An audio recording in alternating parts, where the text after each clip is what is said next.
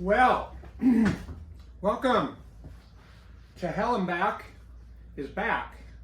This is Charlie, and I'm coming to you from Northampton, Massachusetts on May 20th, 2022. And basically, I did 83 podcasts in the past, each 1 hour.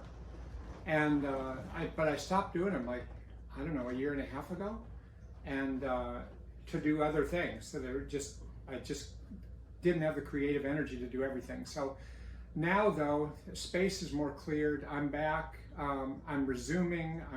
It's a new start. It's a fresh start. It's a new beginning. And just to tell you for a moment, I started doing them in 2017 in the fall. I did them not with an idea of some big audience listening or getting the word out to 1 million people. I did it because I wanted to have an avenue to explore more deeply for myself and the work that I do. How do people end up in hell? And how do people get out of hell? And how do people get through hell? And it's all different kinds of hell. I mean, you've had your own hell. You might be in your own hell now, but whether you are or not, you've definitely had hell. And when I talk about hell, I'm talking about quite a wide variety. If you listen to the 83 podcasts, you'll hear a lot of different things about that. And so it allowed me to go deep into some things like that helped my work, it helped my teaching. And I want to now resume this. So let me tell you what's old about this podcast and what's new as we get started here. So what's old is me. I'm old, and I'm probably older than when I last did the podcast. It's not noticeable to me, but it probably is noticeable to my birth certificate. And I'll tell you just a little about me, because some of you wouldn't know me at all. Maybe this is your first time listening to my podcast. I'm a psychiatrist. I'm in private practice in Northampton, Massachusetts. I'm an associate professor of psychiatry at University of Massachusetts Medical School. Before that, for 14 years, I was a professor of psychiatry, associate professor of psychiatry at Cornell University Medical Center in New York, and I ran programs there. And yeah, I have 2 children. They're 23 and 27 years old. I'm married. I have 2 dogs, Cash and Lola. We live a little on the edge of town here. I grew up in Oregon, and that's all the basics. And that if I had my first choice in my career, I would be an NBA basketball player. I'd be the only NBA basketball player 73 years old, which is a lot more than 37, which is probably close to what the oldest are now. So I would have been setting records, but oh well, that didn't work out. I'm not even a basketball coach. I'm a psychiatrist, and now I'm a podcaster. So that's a little about me. Now, the focus and mission of this podcast now is really to help you. This is to help you now. The first 83 were to help me get more deeply into some things, and this will still help me. But I decided I want to get this out to a larger number of people because everybody experiences suffering. Everybody experiences adversity. Everybody goes in and out of hell. And so I think everybody can use the kind of things that these podcasts have been about, and I'll tell you more about what they're based in. So that's really the mission of the podcast, is to get them to you. So I want to know from you as I go along, and if you listen to any of these podcasts, get back to me. Write me through my website if you want, charlieswenson.com, where you can send a message to me. You could write me an email at c.robert.swenson@gmail.com, or leave a comment at anywhere that you're getting this podcast, and so that I can be on track with you. And if you have suggestions of what kind of skills you want to hear about, what kind of principles you want to hear about, what experiences, what kind of hell you want me to talk about, let me know, because it helps keep me on path, especially now that I want to make this so useful to you. Important for you to know, if you don't know this already, that in coming up with these ways of getting in and out of hell, especially getting out of hell, What I'm relying on is, first of all, my own life experience, the experience of my patients and people that I've taught and people that I've worked with, people that I've supervised, and different theoretical foundations, the most important one being the treatment dialectical behavior therapy, DBT. Here was the original manual for that, was by Marshall Linehan in 1993. And so this is really, you know, a lot of this, especially the things that I call skills for getting out of hell, skills for becoming more aware, skills for regulating your emotions, skills for tolerating distress, skills for becoming more mindful. These are all from DBT. I also was originally trained psychoanalytically as a different type of psychotherapy, and I had a fair amount of training in family therapy and couples therapy, and of course psychopharmacology as a psychiatrist. So that's just a little of where this podcast is rooted, where some of this comes from. What else is old about this podcast? Even though it's upgraded a little bit technologically compared to what I was doing before, it's still, as podcasts go, in the world now where there's whole studios, like television studios that do podcasting, with lots of technology and lots of expertise and lots of production value, this is a more or less, you know, podcast unplugged.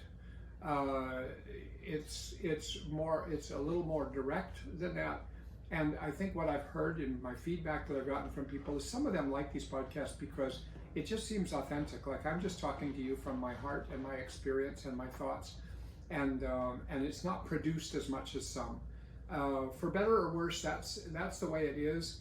It's a little more technological than before. For instance, when I started in 2017, I just sat down with a telephone in my guest room in my house and talked for an hour. My family didn't know what the heck I was doing. I was just going in there and talking to myself for an hour. And then after many podcasts, it graduated to being a Zoomcast. Once we were in the pandemic and people were on Zoom, I started doing the podcasts on Zoom so that it included a visual component if you wanted to, though I tried to do them in a way that didn't require the visuals. And what else I did? That was about it. You know, I talked, I interviewed people, I sang some music that I made up about some of the skills, and I took some questions, and I responded to some emails, and that was it. Now I'm in my office in downtown in Northampton. If you're in a city, just to tell you, downtown means there's one main street. It's not like a big downtown. I'm on Main Street, and that's the street. And so I'm downtown. I'm just down the street from Smith College, if you know anything about the colleges in the area. Now I'm set up as doing podcasting in this office, and so that's all a little different than before. What else? I'll probably continue to make up some songs and sing some songs, or even some of the ones I've done before, which are to get messages across. What's new? I mentioned the technology. Now instead of just sitting on Zoom, there's actually a camera, there's a microphone, there's lighting. Oh my God, I feel like I've just entered a new realm. You know, I'm just one step away from Hollywood now. And so sitting opposite me in this room at this moment as I speak is my assistant. I have an assistant. You might call him my assistant. You could call him my producer. You could call him my cheerleader. You could also call him my son, because he's one of my sons. His name's Ruben, and so Ruben's going to be here with me through this podcast, and maybe now and then he and I'll get into a little something if we have something unresolved in our lives, or just about the podcast. So anyway, I want you to know that too. What else is new? The hat is new. The hat here, you notice my hat. If you're seeing this visually, it's too bad if you're only hearing this because you're not getting to see this very cool hat. This is a silver hat. And you may wonder, why am I wearing this hat? I mean, I'm not a rapper actually, even though I've done a couple of raps as part of my songs. And I don't know what else it means. And so here's the thing, I got this hat because a patient of mine in a skills group of mine, who is a college student, did an art project as part of her senior project from school. And and it's hard, I'm not going to describe the whole interesting project, but in the project it was interactive. Like, you'd come to her project and there'd be a zillion objects on the floor, and you were supposed to look at all the objects and choose one that you want and take it home with you and leave a note for her about why you chose that object. So I took this hat, and I wrote on the note that I didn't know why I took it. It just seemed like the right thing for me. And so I'm telling you, probably until I understand why I took it, I'm probably going to wear it. But I don't really know what the point is. It sort of is different than my usual personality. Like, I've never had a hat like this. So it's kind of cool. I feel different when I wear this hat than when I don't wear this hat. And I'm only going to wear this hat for the podcast for the most part. So anyway, that's new. What else is new? Talking to more of you. I mean, I think a couple thousand people have typically downloaded or viewed my podcasts. But you know, I realized, and they're mostly within the world of DBT therapy, one way or another. And I've learned through the grapevine that these skills and these things and these experiences would be helpful for way, way, way more than just the DBT community. So even though I think of it as part of my community or one of my communities, I just think these skills are going to be helpful for everybody. I know they are.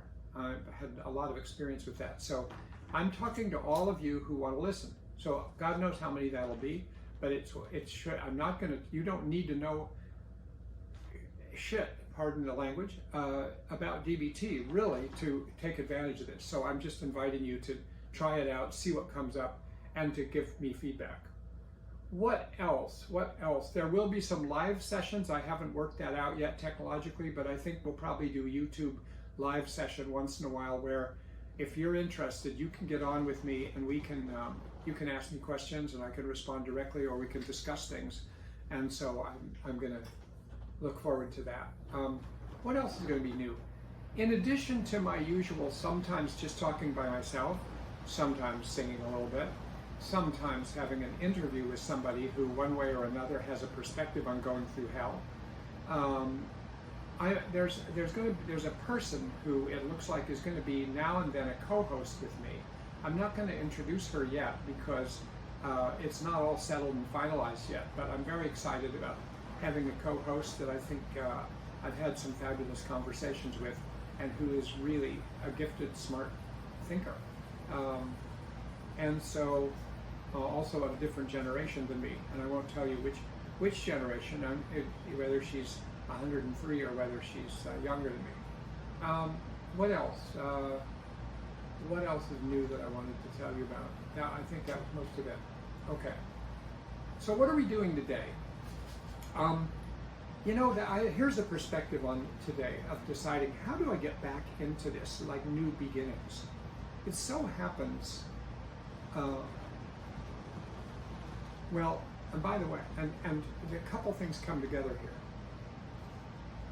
I was thinking about the Lone Ranger, the show The Lone Ranger, the radio show The Lone Ranger, because when I was first growing up in Oregon, we didn't first have a TV show, but we had a radio and we would listen to stuff. And I listened to all the episodes of The Lone Ranger. And so I loved The Lone Ranger.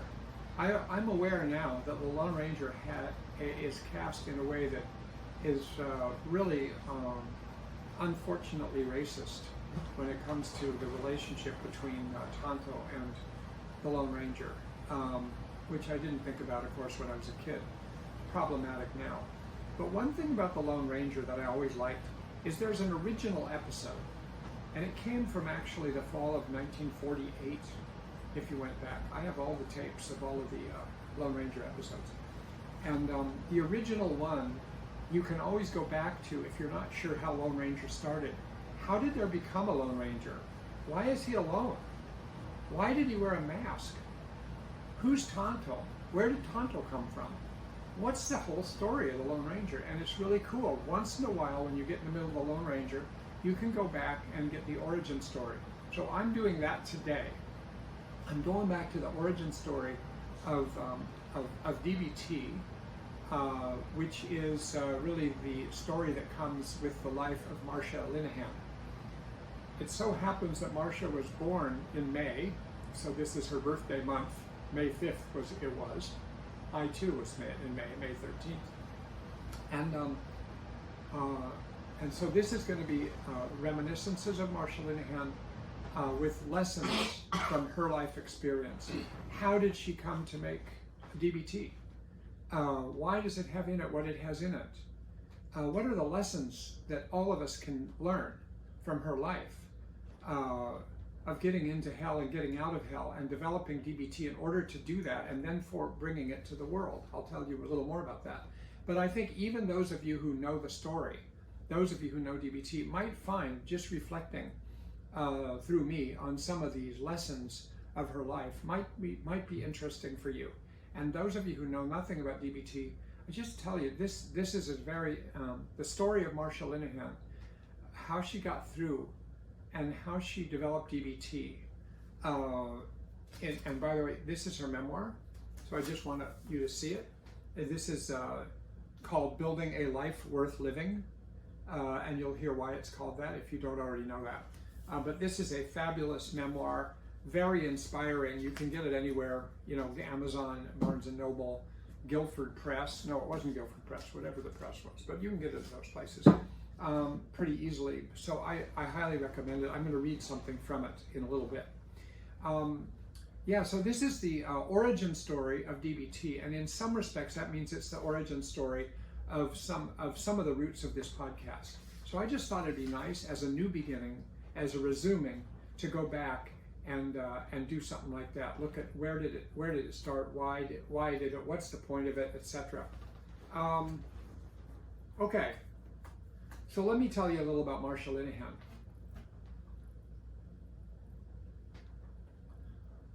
I'll tell you when I first saw her and when I last saw her. I first saw her in 1988. I was running an inpatient hospital program for people with severe borderline personality disorder, people who were living dysregulated lives, people who wanted to kill themselves and kept trying, people who were harming themselves repeatedly, people who were using substances a lot, had addictions, people with eating disorders, sometimes severe eating disorders, people with dissociative disorders who would lose track of time, people occasionally that really presented with different personalities, people with really, the majority of them, with one version or another of a traumatic past and having PTSD. In other words, this was the group of people that I got to know really well and worked with a lot.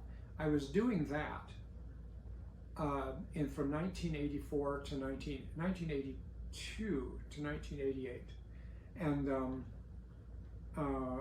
in a model of treatment that was psychoanalytic.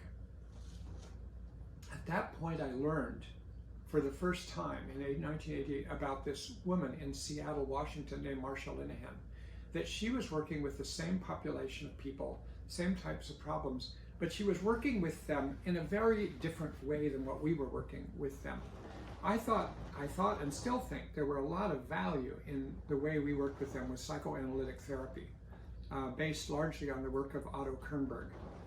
But then Linehan was working with strict behavioral treatment, cognitive behavioral treatment that was based on actually addressing the behaviors of the problem, not looking for what's the intrapsychic underlying issues as much as what are the problems, what are the patterns in which these problems continue, and how do we change them. So I learned all of that, and so I called her and I went to Seattle. At that moment, DBT did not exist anywhere in the world other than her lab on the campus of University of Washington. So I really got in kind of early and got a chance to talk to her at great length. It was cool for her, which was nice for me to know, that she thought it was great that a doctor from New York, from Cornell, from Otto Kernberg's work, was interested in her work and went to the trouble of coming out to meet her and to see her work. I watched videotapes of her therapy sessions. I watched her run a skills group teaching a bunch of patients DBT skills. And it was just very, very interesting. And we talked for hours and hours and hours. And we disagreed about some things. I just had a different perspective on treatment. But I found what she was doing incredibly compelling. She was sort of a mixture of an incredible teacher, sort of like an enthusiastic coach, and a psychotherapist. And she had a whole curriculum of skills to teach people about how to deal with their emotions, how to bear suffering, how to climb your way out of hell, and things like that, that I just didn't know at the time. You know, some of them were familiar to me, but that was not what we were doing. And I went back from that in 1988 and was allowed to start to develop a new inpatient program in the same hospital that was based entirely on DBT. For some period, I ran both programs for about 2 years. And then I gradually found that just too much. And so I shifted over to mainly doing the DBT and then developed a day treatment program based on DBT. So that's sort of where I met Linehan. Now and by the way, when I last saw her was 2 years ago, a little over 2 years ago, March 2020, just as the pandemic restrictions were beginning for the first time. And it was the last trip I took on an airplane before pandemic lockdowns. And I went to Seattle to visit her. And I saw her and spent a bunch of time with her. And it was when her book, this memoir, came out. And I was there for a book party, among other things, and spent a lot of time with her. So that was a while ago. And then just yesterday, I had forgotten it was May 5th was her birthday, so I reached out and sent a message to her for her birthday. Who is Marsha Linehan?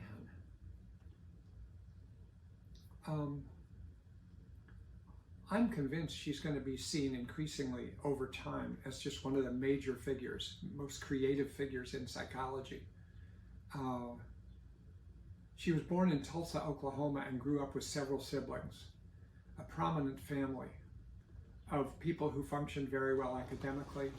One of her brothers, I think, was probably on the short list for the Nobel Prize for work he did on renal carcinoma. He's at I don't know if he's still at the National Cancer Institute. And just very successful people in her family. And Marsha was different as she was growing up. She was very smart. She was talkative, but she didn't have that same profile as her family had, where everybody seemed to know how to behave. Everybody seemed to know how to be in public, how to be at a party, how to be at an academic event, how to be just, I don't know, they were gifted socially.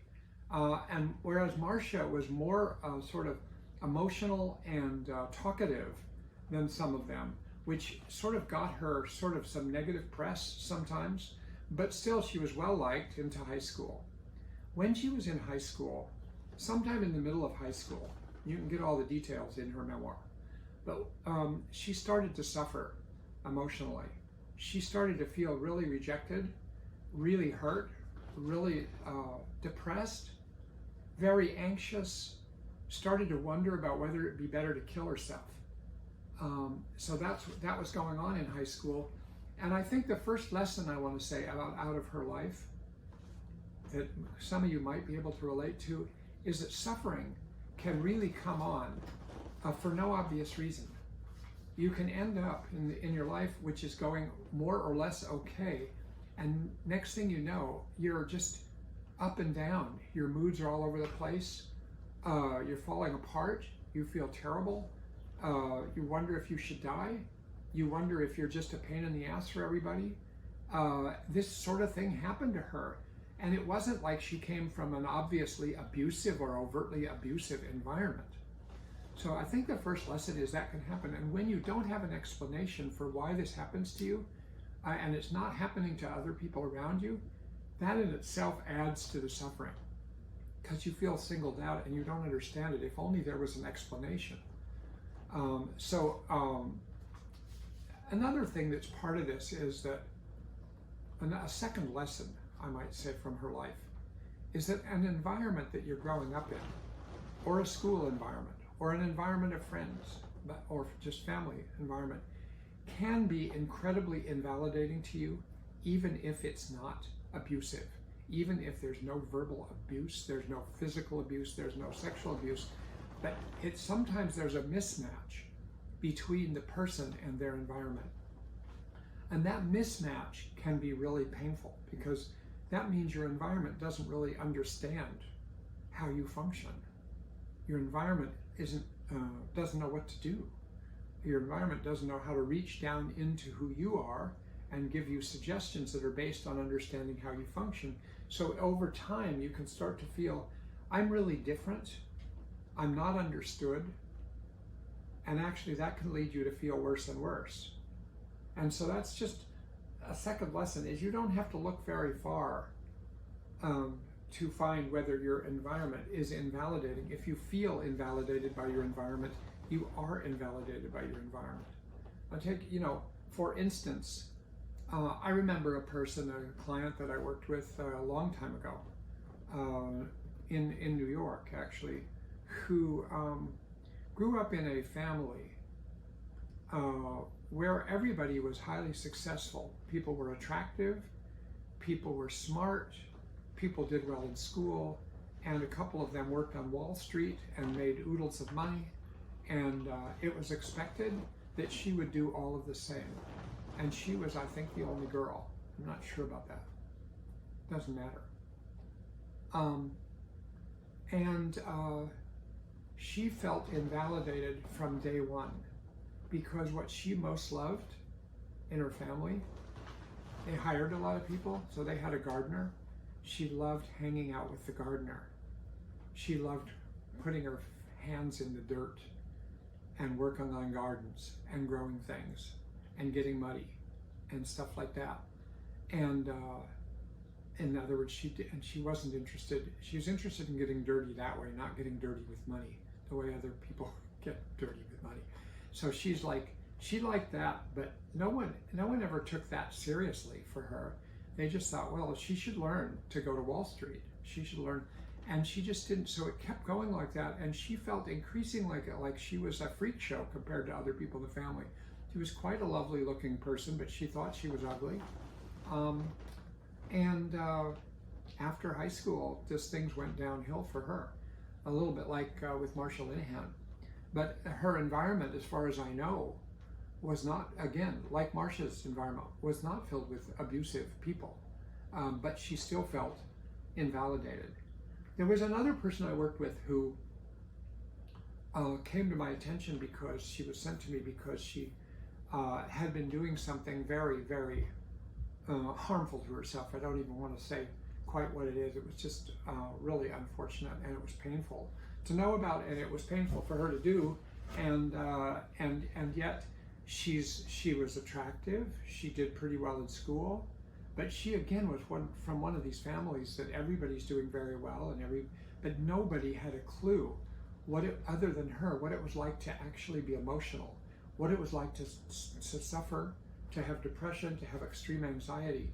And so she would go off in her garage by herself and harm herself. And then that finally came to people's attention. She finally was sent and then into treatment.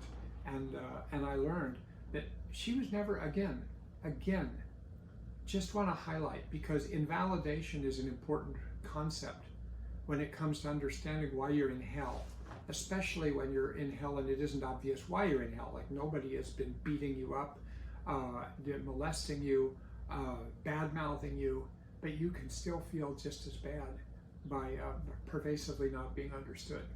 So that's just another lesson, I think, from Marsha's life. By the way, sometimes people get into sort of like competitive matches about what's the treatment that's best for people with these kind of problems. DBT, which is a behavioral treatment where you teach skills, psychoanalytic treatment and psychodynamic treatment, which is more a treatment of how do you understand in the psyche, the underpinnings of people's behavior by really doing an intensive psychotherapy, and other things like that. And there's an array of different approaches. My view is that they're all helpful, potentially, because if you feel understood, that already goes a long ways towards helping you, even if it doesn't teach you exactly what to do when you're feeling really emotional. So I find there to be value in psychodynamic approaches and other related approaches to that, as well as in a behavioral approach. So I just have never been into setting these up against each other. So what happened to Marsha Linehan next? So towards the end of high school, her family knew she was in trouble, and they had her see doctors and therapists, and nobody seemed to be helpful, and it just got worse. So when she was, I don't know if she was still 17 or maybe 18, they sent her to a hospital in Connecticut, the Institute of Living in Hartford, which was a long-term hospital. She was sent there and she didn't really want to go, but they supposedly had expertise in treating the people with problems like this. So she was there for just over 2 years. And while she was there, day in and day out, she suffered. Day in and day out, she considered she was in hell. People were telling her things to do, people were suggesting things to her, people were interpreting her, people had rules about what you could do and what you couldn't do. She was in an inpatient program, and she hated it, and she always wanted to get out. And she would do things to harm herself while she was there, and then they would put her in a security room by herself, in isolation, and keep an eye on her. And when she was there, she would do things harmful to herself. I mean, you'll read it if you read her memoir. The stuff she was doing was really potentially damaging to her, including hurting her head, like her head ending up hitting on the floor and maybe getting concussions and stuff. And so that was really difficult. And her experience was, nobody knows what to do with me. Nobody knows how to help me out of this. So the next lesson I want to highlight that's true, I think, across the board for people is that what got her through that hell? What got her through 2 years of being there and still coming out with eventually some momentum in her life? And what she would highlight is a couple things.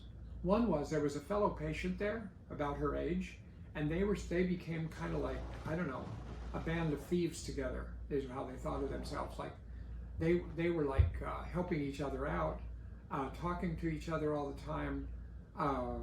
If one of them was in isolation, the other one would be trying to sneak things into her.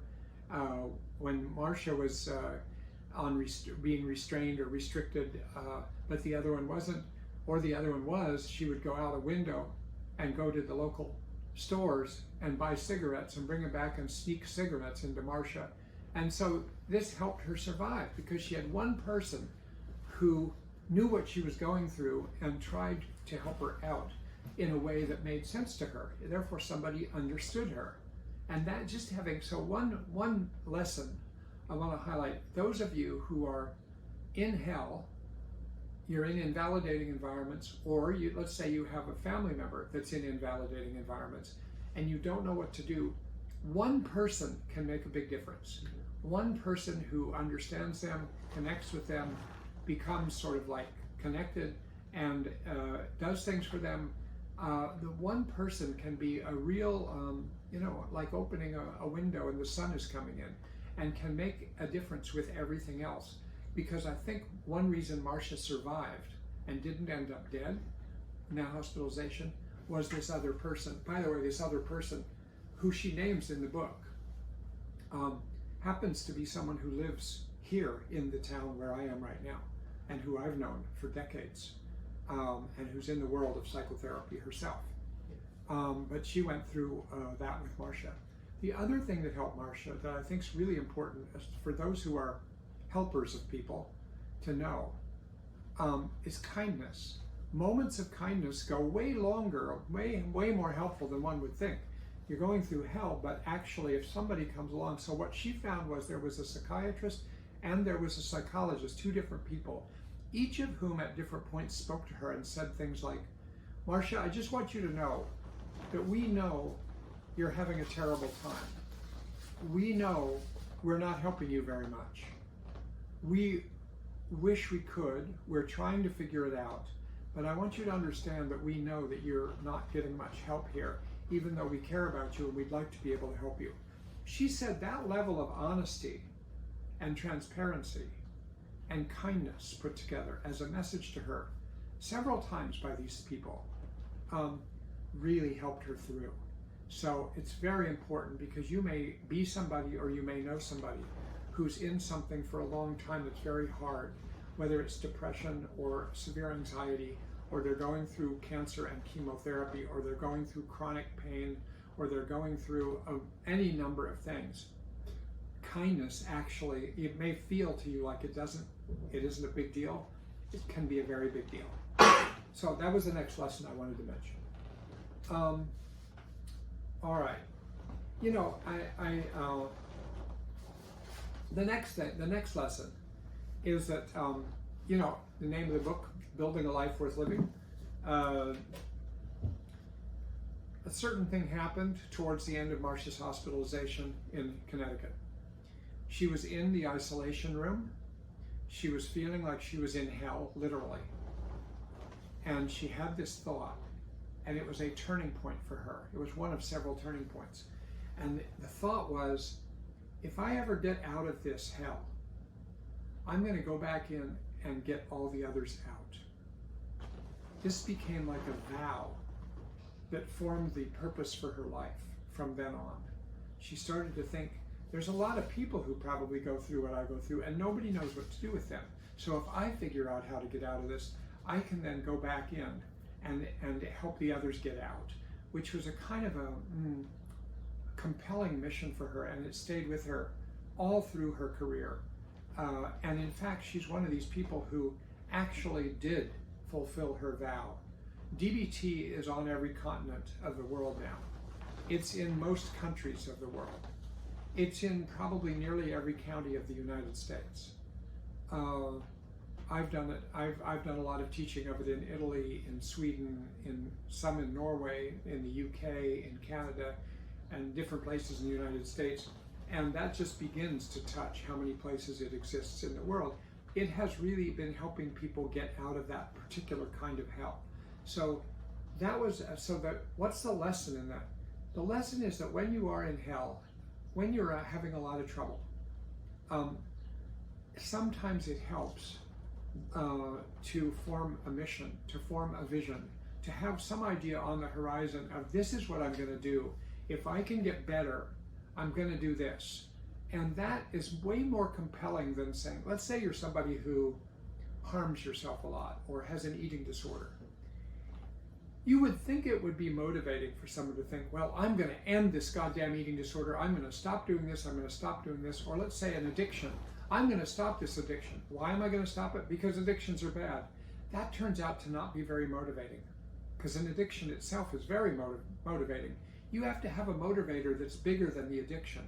So if you have a motivator of what life might be like after you're done with an addiction, after you're done with self-harming behavior, after you're done with an eating disorder, you're going to do such and such with your life, that can be a very compelling reason to plow your way through the heartaches and troubles that you go through to get better in these kind of things. So I think this next thing is that has stayed with all of these things are lessons. They're lessons, I don't know if they're relevant to you, but I'm telling you, these are lessons that have been meaningful to me in myself, my own life, my life in my family, and my work with my patients. And so they might be meaningful to you. But that's a big one. In fact, I wrote a book, here on the other thing up here, I wrote a book that came out in 2016 called Dbt Principles in Action.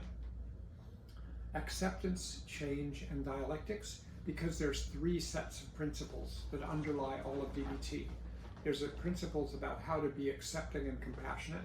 There's principles on how to change behavior and reality, and there's principles of how to, of what are called dialectical, what I won't go into right now. But when I wrote this book, the first chapter is called,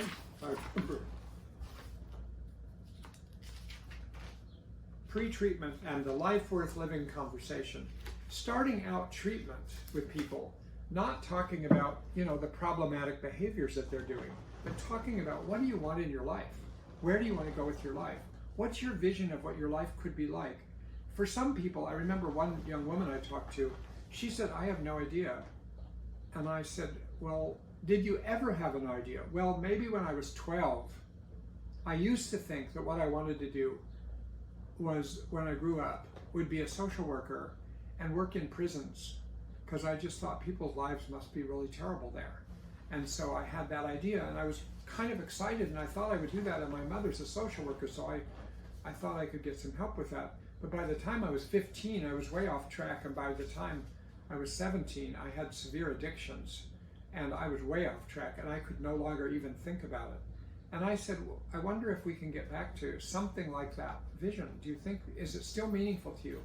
She said, it was meaningful to me that it was meaningful to me when I was 12. And it's still, I know why it meant something to me, and it probably would be meaningful to me, but I'm in such a mess now that I can't even get there. Well, by the way, that was a lot of years ago. And one advantage to being older like me is you've seen a lot of things go on for many years. You know, she ended up, it took her a while to get through her addiction and recover from that. She now, many years later, she's been a social worker and a therapist. I don't know if she works with people in prisons for quite a while, and from what I understand is doing pretty well in her life.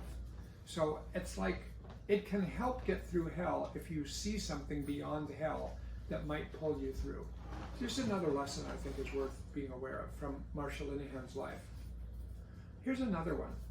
When she got out of the hospital in Connecticut and she was moving on with her life, she had a couple more hospitalizations, unfortunately. She was still struggling. She applied to college. She did some work. She applied to college. She went to college in Chicago at, I think, Loyola University in Chicago. And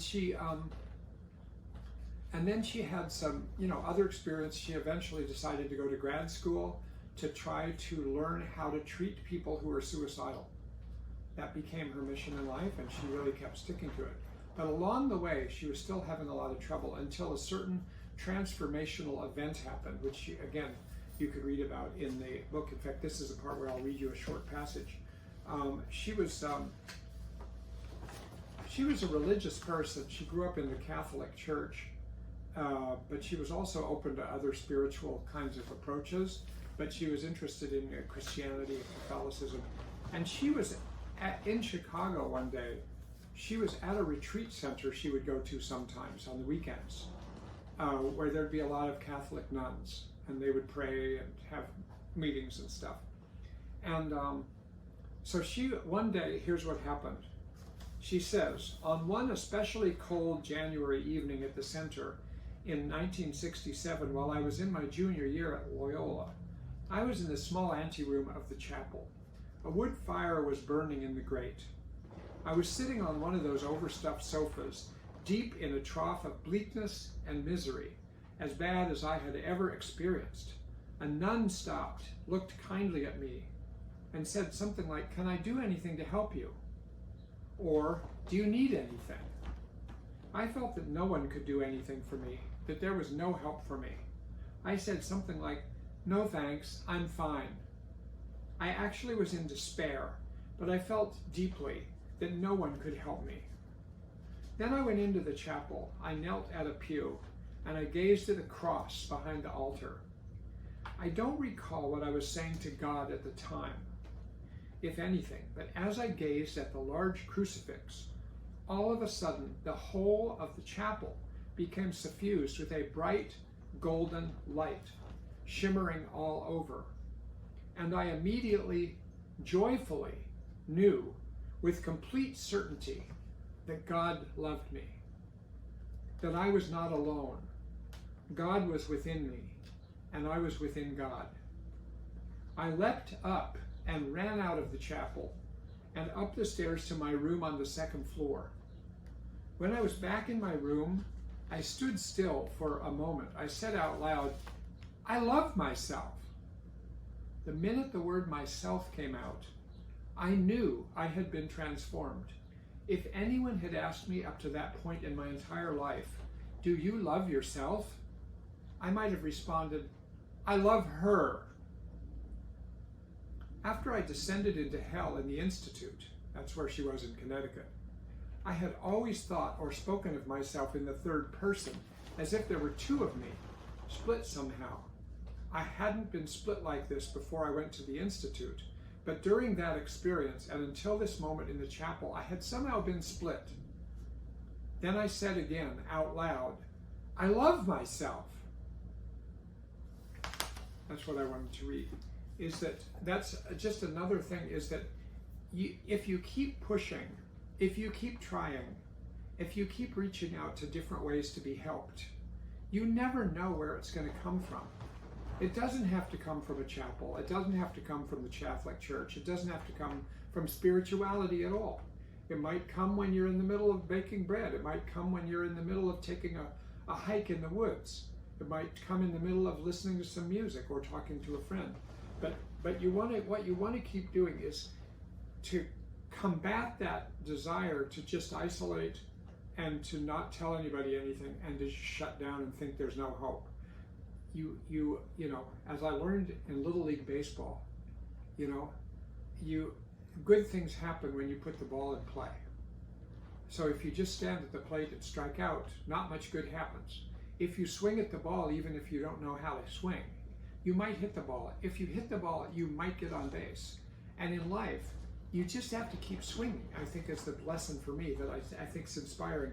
If you read this memoir, and plus I knew Marcia personally for all these years, so I knew most of this story long before the memoir came out. She's just someone who kept swinging. She'd be down, she'd be knocked down, and it was pretty bad. And then she would swing again and keep looking. And so this transformation came, I think, because she kept looking, and finally something opened up. But you never know with each person what it's going to be. The other lesson I want to highlight from Marcia, this has to do with something I won't have time to talk about in this podcast, but the way she developed DBT is just brilliant. It's just brilliant. And I worked closely with Marcia for a lot of years, learning from her, being supervised by her, writing with her, teaching with her, and hanging out with her. And so I know kind of what she did when she developed DBT. She just started out, again, grabbing onto something. She just decided, you know what's going to work in my life to help these people is cognitive behavioral therapy, a certain behavior kind of therapy, because it worked for some other people. And she was devoted to it, and so she went 100% in on trying to use cognitive behavioral therapy with suicidal people. But then what she found out was it didn't work. People kept arguing with her, people would fight with her in therapy sessions, people wouldn't show up, people would have crisis after crisis, and it wasn't going anywhere. So she started to realize, you know what, this isn't working. But what did she do? She did not throw out cognitive behavioral therapy and start with something else. She hung in there with what she believed would work, and then made changes in the treatment to make it work better. And essentially, the biggest change at that point was to start to become more validating of people, to start to more deeply understand their suffering, to start to learn what their story was, and to understand how what they were going through made sense. And then she would ask them to change their behavior with cognitive behavioral therapy. And it became a double-barrel treatment of behavioral treatment, pushing to change. And on the other hand, extremely compassionate, validating, warm, genuine, and present with the person. And so it was a back and forth. You might say it was a tough love sort of treatment at that point. After that, for a while, things were better, but she still found that things kept getting stuck into black and white places, into getting stuck rigidly, in being in battles with her patients, and them being in battles with their own lives and themselves. And so she ended up modifying the treatment a third time into dialectical thinking, which again, I can't get into today, but she added, so the lesson though was, if you want to try to do something, grab onto it. You don't have to understand it at first. Put yourself into it, push through, learn what you need to learn, and go for it. And then you're going to need to modify. And when you modify, you're going to be changing it, but you're still going to be doing the first thing you tried to do, but now you're doing it in a new and different way that works for you. And you might need to change it again and change it again. So I'll tell you one place, and this is kind of going full circle, and now we're going to stop in just a minute. One place that's been important for me is in deciding what to do about this podcast. I believe that getting this word out in some way or other about these kind of skills will be as helpful to you as they've been to me, and as helpful to you as they've been for many of my patients and many of my colleagues. And just believe it. And I believe that I can do it, but I don't know how. So I started talking on a podcast, which I didn't even know what a podcast was when I started. Now I sort of know what it is, but I also know that I'm in the minor leagues when it comes to a podcast. I'm pretty just direct, authentic, and figuring it out as I go. But now my son and I, him with his really helpful assistance and his I don't know, cheerleading support, we're trying to do something, but we actually don't know what's the best way to do it. And yet we believe we're going to do it.